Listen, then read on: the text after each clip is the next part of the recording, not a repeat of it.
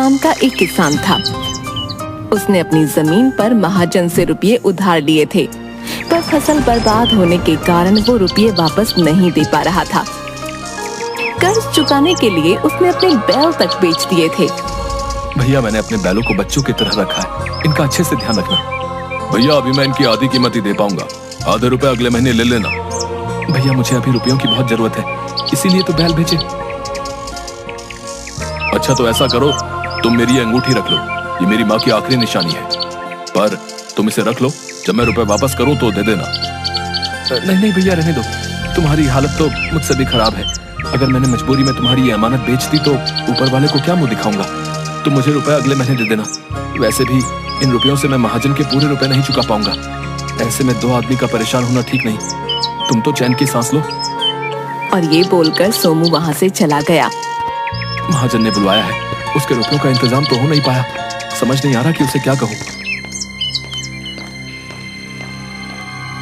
तुमने इस बुधवार तक रुपए सूद समेत वापस करने के लिए कहा था। चलो लाओ मेरे रुपए, आज बुधवार है। आप तो जानते हैं, इस बार मेरी बेमौसम की बरसात के कारण फसल बर्बाद हो गई है, इसलिए मैं रुपयों का इंतजाम नहीं कर पाया। अभी बस इतना ही है मेरे पास। बस 2000? अभी तो पूरे 5000 बाकी है। मुझे मेरे रुपए हर हाल में चाहिए, समझे? मुझे थोड़ा समय और दे दो। आप तो जानते हो कि मेरे इतने बुरे दिन पहले कभी नहीं आए। ठीक है, तुम आदमी अच्छे हो तो तुमको 1 सप्ताह और दे देता हूँ, पर अगर इस बार भी मेरे रुपए नहीं दिए तो ठीक नहीं होगा। सोमू हाँ में सिर हिलाकर वहाँ से चला गया और बिल्कुल उदास मन से अपने घर की तरफ चलता गया। 4 दिन बाद सोमू के घर पर उसकी पत्नी आंगन में लगे नल के नीचे बर्तन साफ करते हुए। तुम सुनो, क्या सोमू का घर यही है? बाहर बुलाओ से। जी हाँ, ये उन्हीं का घर है। क्या बात हो गई? आप लोग कौन हैं? हम महाजन के आदमी हैं, समझी? बोल देना अपने बिरजुआ को कि 3 दिन दिए हैं महाजन ने, पैसे लौटा दे या अपनी जमीन और घर, समझी ना? उसके बाद बेचारी उदास मन से सोमू का इंतजार करने लगी। कुछ देर में सोमू घर आया। सुनिए, महाजन का आदमी आया था, कहकर गया है कि अगर 3 दिन में रुपये वापस नहीं किए तो महाजन जमीन और घर पर कब्जा कर लेगा। 3 दिन में रुपए? यहाँ तो खाने के लाले पड़े हैं। सुनिए, आप उस आदमी से रुपये वापस मांग लो जिसे पिछले साल दिए थे। नहीं, शमशेर से किस मुंह से रुपए वापस मांगू? उस आदमी ने अनजान होकर भी मुझे बीमारी में अपने घर में रखा, मेरी सेवा की, ध्यान रखा। वो नहीं होता तो शायद आज मैं तुम्हारे सामने नहीं होता। तुम्हें पता भी नहीं चलता मेरे साथ क्या हुआ है। उसे रुपयों की जरूरत थी और मेरे पास थे तो दे दिए। पर उसने खुद ही कहा था ना कि 1 साल बाद वापस देगा। आप अभी ले आइए, फिर जब आपके पास हो तो देखिए, एक बार मांगने में क्या हर्ज है। ठीक है, मैं कोशिश करता हूँ, पर अगर नहीं देगा तो जबरदस्ती नहीं करूँगा। सोमू दूसरे गांव में शमशेर के घर के लिए निकल पड़ा और कुछ देर चलने के बाद वहां जा पहुंचा। सोमू ने शमशेर के घर पहुंचकर दरवाजा खटखटाया। हाँ भैया, बोलो, क्या बात है? कुछ मांगने आए हो तो बाद में आना, अभी मेरे पास बहुत काम है। उसने जोर से दरवाजा बंद कर दिया। मैं इस औरत को भिखारी लग रहा हूँ। हे राम, मेरी हालत ऐसी हो गई है। फिर उसने खुद को देखा। हे राम, कुर्ता फट गया है। फिर उसने दोनों हाथों से कुर्ते को थोड़ा नीचे किया। दोबारा दरवाजा खटखटाता हूँ। अरे, तुम फिर आ गए। तुम लोग भी ना बिल्कुल चैन नहीं लेने देते। पर वो क्या? अब रुको यहीं। औरत अंदर चली गई। अरे, ये तो कुछ सुन ही नहीं रही। औरत एक रोटी लेकर आई। ये लो, अभी सब्जी नहीं है तो प्याज के साथ खा लेना, और हाँ, अब पैसे मत मांगना, रोटी दे रही हूँ, चुपचाप ले लो। पर आप मेरी बात तो सुनो। अरे, अभी भी कुछ कहना है? शमशेर को बुला दो, उससे काम है। कौन शमशेर? इस घर का मालिक है ना शमशेर, मुझे उससे थोड़ा काम है। शमशेर? कौन शमशेर? इस घर के मालिक मेरे पति रमानाथ हैं, समझे?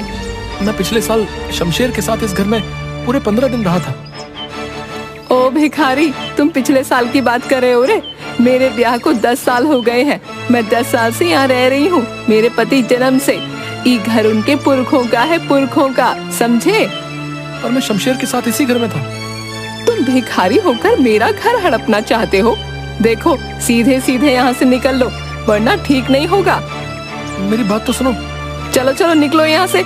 अगली बार दरवाजा खटखटाया तो मार खाओगे। औरत ने उसके मुंह पर दरवाजा बंद कर दिया। सोमू थक हार कर एक पेड़ के नीचे बैठ गया। क्या हाल हो गया है मेरा, पहनने को ढंग का एक कपड़ा नहीं, खाने को दाना नहीं। तभी एक आदमी उसके सामने एक सिक्का फेंक कर चला गया।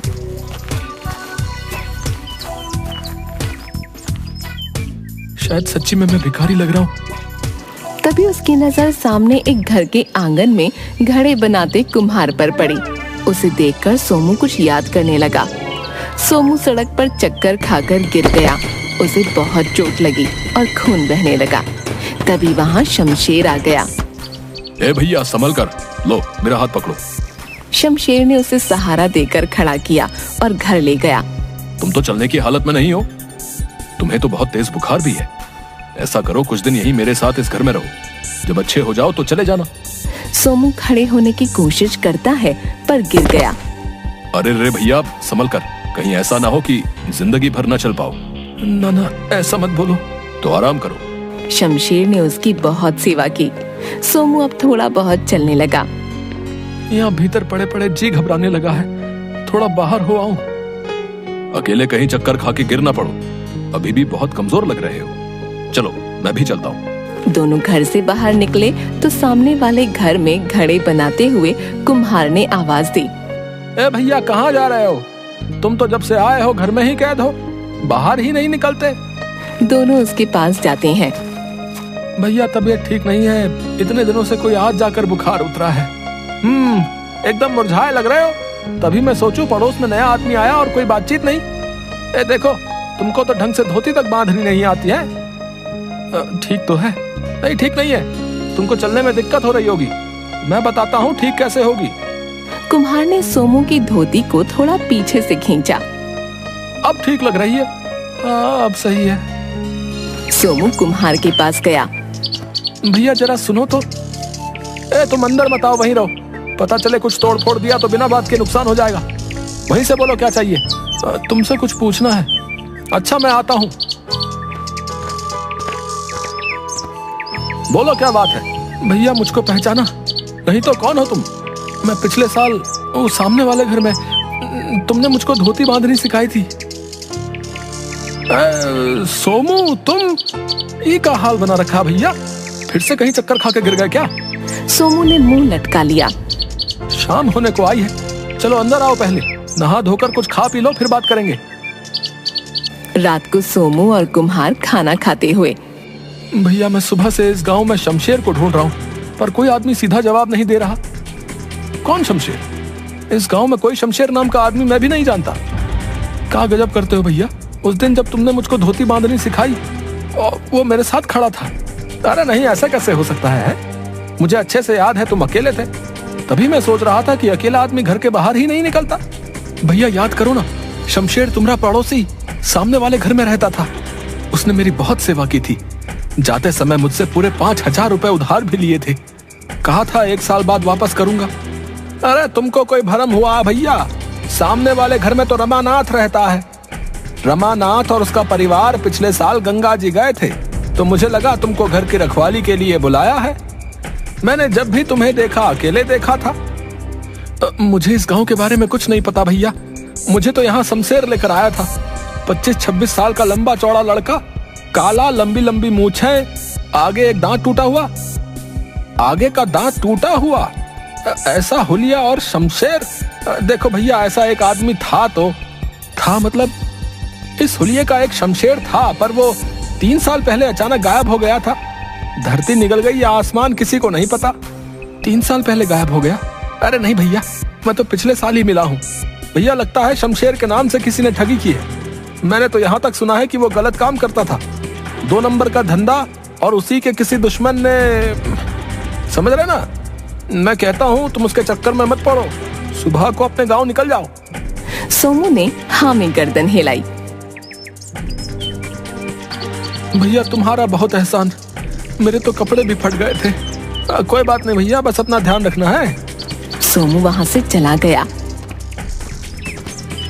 चलते चलते दोपहर हो गई तो वह एक पेड़ के नीचे बैठकर रोटी खाने लगा।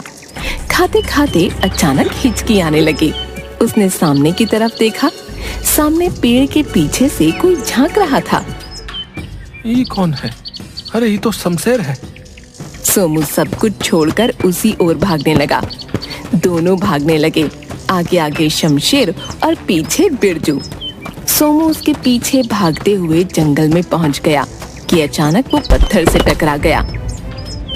रुक बहरूपिये, मेरे रुपए वापस कर। शमशेर भाग गया। एक बार हाथ तो लग, छोड़ूंगा नहीं।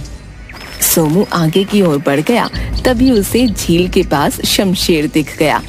शमशेर उसे देखकर भागने लगा। सोमू उसके पीछे भागने लगा। आगे केवल एक दरवाजा लगा हुआ था। शमशेर उसके गोल गोल भागने लगा और सोमू भी। का फालतू दरवाजा खड़ा कर दिया यहाँ। शमशेर दिखते ही उसने उसके पैरों की ओर डंडी फेंकी।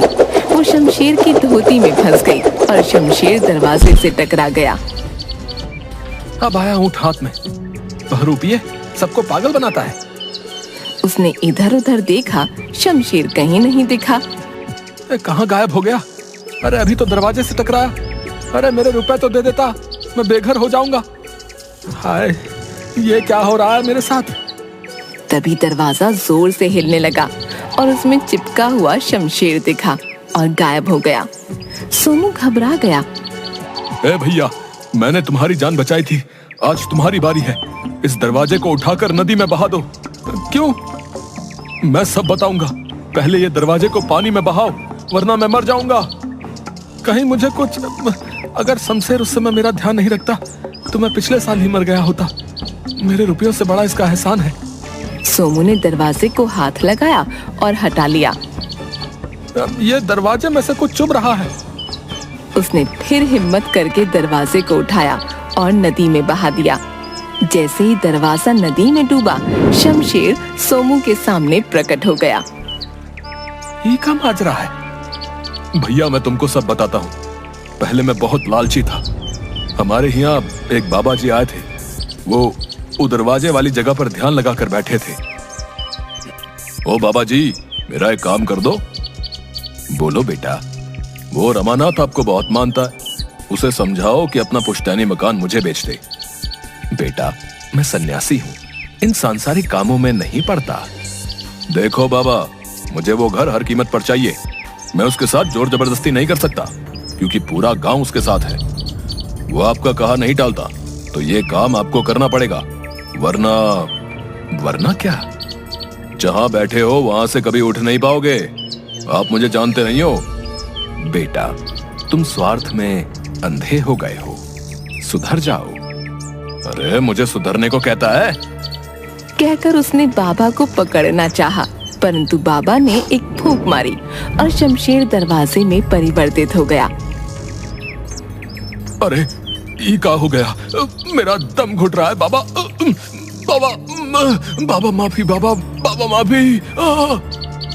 तुम्हारे पाप का घड़ा भर गया है। माफी इतनी आसानी से नहीं मिलती। माफ कर दो बाबा, माफ कर दो। ठीक है, आ जाओ बाहर। शमशेर दरवाजे से प्रकट हो गया। तुम श्रापित हो, अब से तुम अदृश्य हो, कोई तुम्हें देख नहीं पाएगा। बाबा कृपा करो, मुझे वापस पहले जैसा कर दो। मैं कभी कोई गलत काम नहीं करूंगा। तुम्हारी माफी का एक ही उपाय है। एक ऐसा आदमी जो इस गांव का ना हो, निर्बल हो, लेकिन दिल का सच्चा हो। यदि उसे तुम्हारी जरूरत होगी तो तुम केवल उसे दिखने लगोगे। तुम्हारे सच्चे मन से की गई सेवा से यदि वो स्वस्थ हो जाए और 1 साल बाद वो इस दरवाजे को उठाकर नदी में बहाए, तो तुम फिर से पहले जैसे हो जाओगे। ऐसा तो पहले कभी सुना नहीं। जब मैं तुम्हें दिखने लगा तो मैं समझ गया कि तुम ही वो आदमी हो, पर मैं तब तुम्हें ये सब नहीं बता सकता था। इसलिए तुमसे रुपए उधार लिए कि तुम 1 साल बाद इसी बहाने वापस आ जाओ। तुम बहुत होशियार आदमी हो, गायब होकर वापस इस दुनिया में आ गए। शमशेर ने वहीं मिट्टी में गड्ढा खोदकर एक डिब्बा निकाला। ये लो तुम्हारे रुपए, जैसे दिए थे वैसे ही हैं। सूद मैं बाद में दे दूंगा। ना भैया, मेरा काम इन्हीं रुपयों से हो जाएगा। देखो आज फिर तुमने मेरी मदद कर दी। तुम बहरूपिये नहीं हो भैया, तुमने तो मेरी जिंदगी वापस की है। अब मैं भी तुम्हारी तरह सच्चा आदमी बनूंगा।